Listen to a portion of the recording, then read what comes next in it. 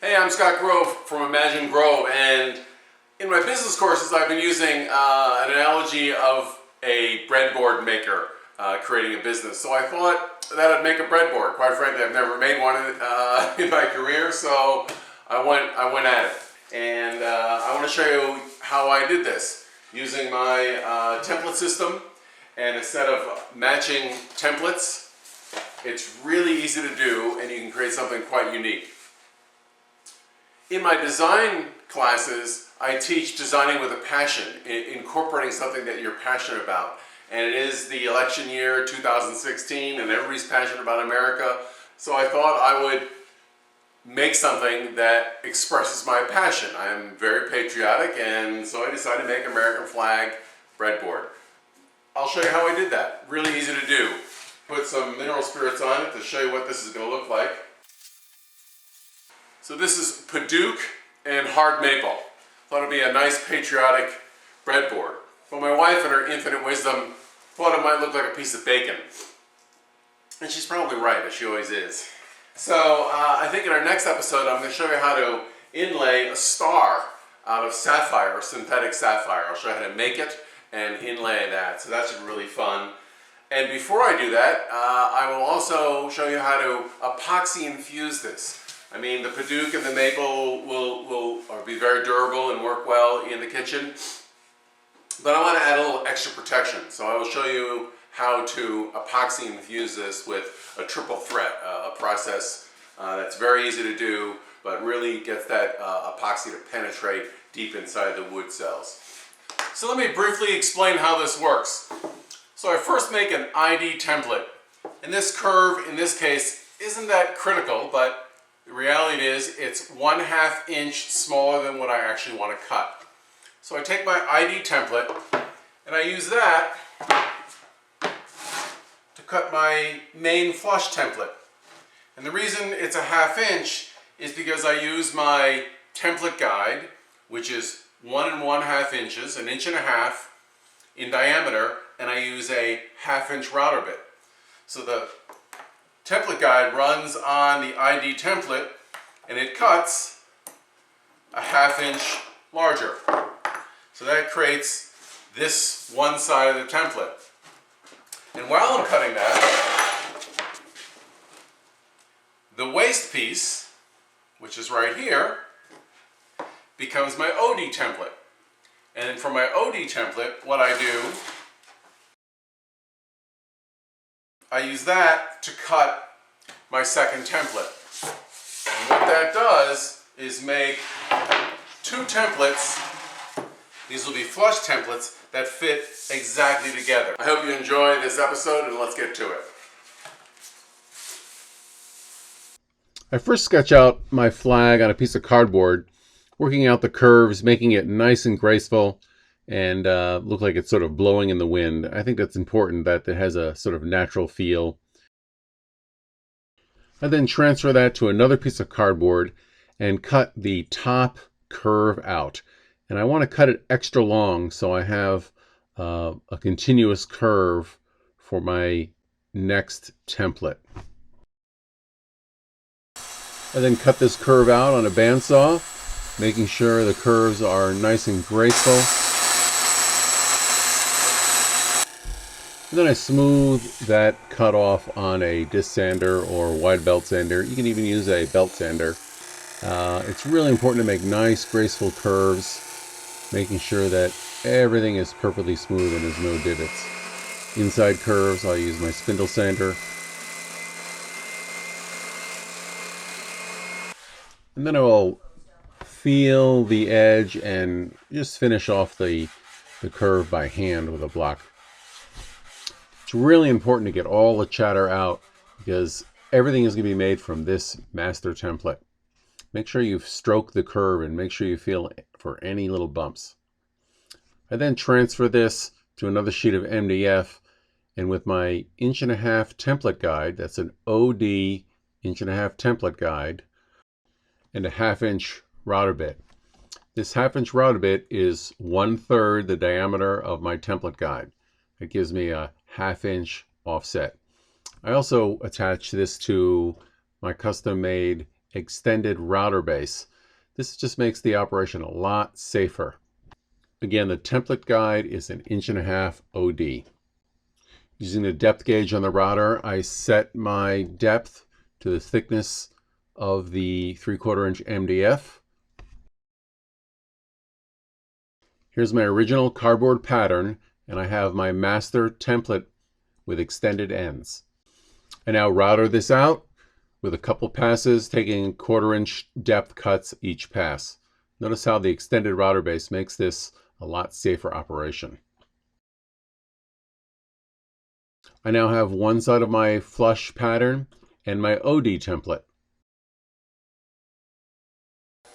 I now cut these two templates apart, just being sure I stay within the curve. These ends will get cut off later. I now mount my OD template to another sheet of 3/4 inch MDF and router this out, making the other side of the matching flush template.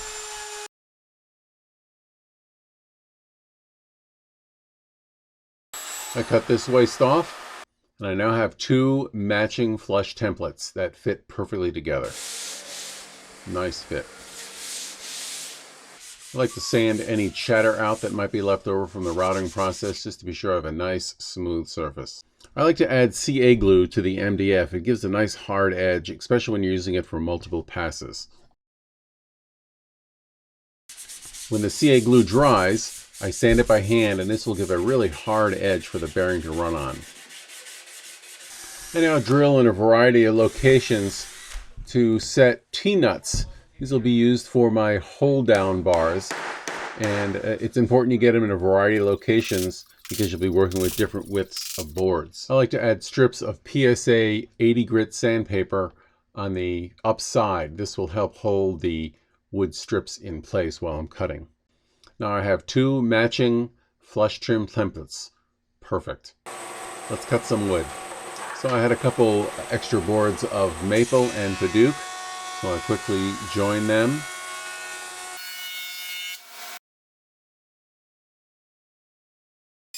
And now run them through the planer so they're all the same thickness. Using one of the templates, I now lay out my first line right down the middle of the board, being sure I have plenty of room for two ribbons. And I now cut that board as best I can right down the middle. To hold the board in place, you can use these Rocklear hold-down clamps, which are quite nice with a turn knob. I just make my own. A scrap of wood with a piece of sandpaper on one side and a space on the back. Works just fine. I take a piece of threaded rod and bend it in my vise, and I add a nut, so it works great. I really like these. So now secure the first board down, leaving a little overhang on the template, and this we can now flush with our router bit. I also make note of grain direction for chip out. So I wanted to give you a little side note on chip out and pattern bits. It really has to do with the diameter of the cutter that will help you reduce chip out. The larger diameter of the cutter yields a lower exit angle. Let me show you what that means. So say, for example, this is a 1/2 inch router bit, right? And I'm cutting off maybe, I don't know, an 1/8 of an inch material. You can see the angle here, this exit angle, I don't know, we're gonna say that's 45 degrees, right? If I increase this to a 3-inch bit, now I typically use a shaper, right? The exit angle is much less. That's probably 15 degrees. You understand? So if the higher the angle, the more likely you might chip out wood. So I want to use the largest pattern bit that I have. So you certainly wouldn't want to use this is a 1/2 inch pattern bit, and also it's a 1/4 inch shank, which might have a little chatter. Here is a 3/4. This is pretty nice. The largest one that I had for my router is 1 1/8 inches, and that's what I'm going to use. So be sure the board's secure, and let's bring it over to the router table. I'm going to make sure I got a nice smooth pass and everything works cleanly, and let's go for it. Make nice slow passes, taking just a little bit off at each pass, And be careful on the climb cut areas where the grain is going to go against the cutter. So I usually avoid that at first and get the easy stuff first. Then I go back and I do my climb cuts and I work slowly backwards, make sure that the board doesn't take off on you. This can be a tricky and tedious cut, but just take your time and it works just fine. So now I have my first two test pieces for the ribbon. The templates represent the top and the bottom sides of each ribbon, and as you can see, it's a perfect fit. So now I'm ready to cut the next maple ribbon. Using a template, I trace out on my piece of maple now. In this case, I can probably get 3 pieces. So I sketch them out, and I'll cut each piece roughly on the bandsaw. Now I take my first ribbon of maple and I place that on my template, leaving about an 1/8 to 1/4 inch overhang, just enough for my router to flush trim. I am worried about if it's too thick, and if it looks like it's too thick, I'll go back and recut it. But this one looks good, so off to the router table. Again, nice even passes. Watch out for your climb cuts and tear out. I like to listen to it a lot. The sound tells me a lot about tear out. This goes quickly, and I just remove it from my template, and I've got my first matching ribbon. Let's see if this one fits. It looks good. Boy, that is a perfect fit. You couldn't do that any other way, and that was really easy. So that's one side of the maple. Now let's flip it over and do the other side. Now I clamp the ribbon back down. I want to check my overhang. In some cases, my bandsaw cut was a little sloppy, and here is a good example of that. Looks like I've got about a 1/2 inch overhang. So I'll just trace that, remove the part, and trim close to the line, and it'll save a little strain on the router. I'll reclamp that back on. Now I've got about an 1/8 inch overhang, make my routering a lot easier. Yeah, this one goes nice and smooth, and again, the climb cut is a lot easier. I take this part off, and I've got my first full white ribbon. This should be a nice match. And now I'll test it with my other side of my red ribbon. Wow, there's my first stripe. That looks great. Now rinse and repeat. Use my template guide, and I'll trace my next ribbon. In this case, I like to offset the curves. It gives it a more flowing feel if the ribbons aren't exactly parallel. I'll cut this tracing out on my bandsaw, and I'm good to go. Again, I clamp this to the template guide, leaving just a little overhang. Bring it over the router table. Now, like I said, rinse and repeat. Remember to do nice even passes and listen. Make sure there's no tear out. And watch for those climb cuts. I'll make a few light passes even before my bearing touches the template. This will ensure I have no tear out.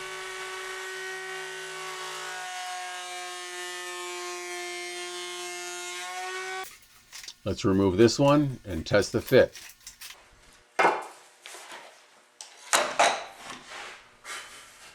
Perfect. Now you can start seeing what's happening. You guessed it, rinse and repeat. One thing I like about these wooden hole downs, if they're not positioned quite right, you can simply just drill a new hole and reposition it. Now back to the router table and cut your next seam. These hole downs work really fast. You can quickly unclamp, remove, and test the next ribbon.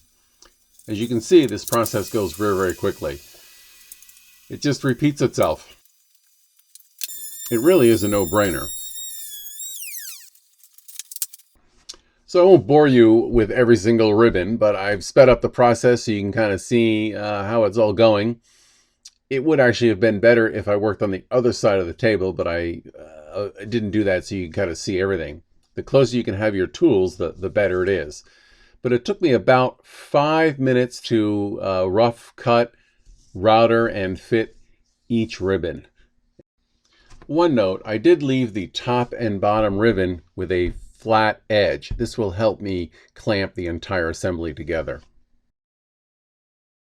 Now I am a veneer guy, so I'm cutting strips of black walnut to add in between each seam. That'll be a nice little subtle touch. I like to prep my hold down cauls and gluing surface with wax just to be sure that my board's not going to stick to anything. And then I'll lightly scuff sand any chatter left over from the router bit. I like to use one of those little mini paint rollers to apply glue.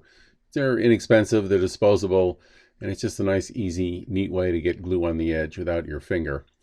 I roll out the glue on my veneer on the side, on both sides. Make sure I got plenty of glue on all surfaces. You've got to work quickly here to make sure everything gets glued up and clamped up before the glue starts to set on you.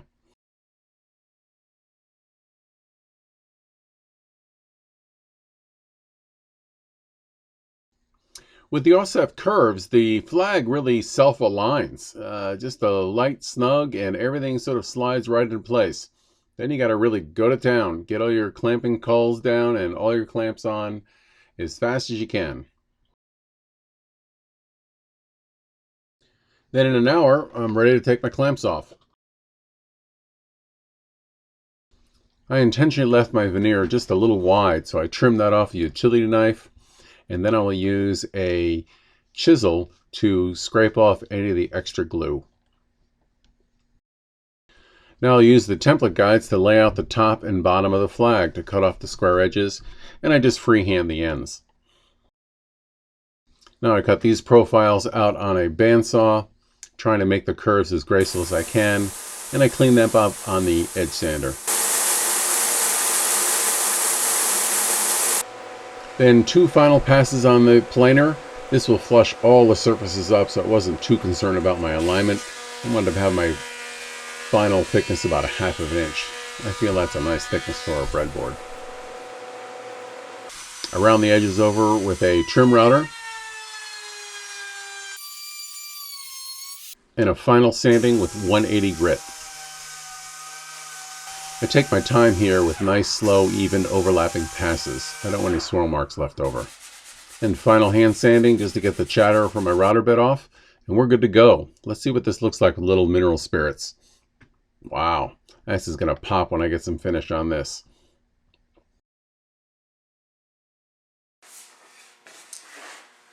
Hey, thanks for watching. I hope you learned how to match hardwood edges with a perfect seam. Please look for the next episode. We're going to be doing epoxy infusion and synthetic sapphire inlay to make this really special. But this is a great start, and God bless America. Okay, see you next time.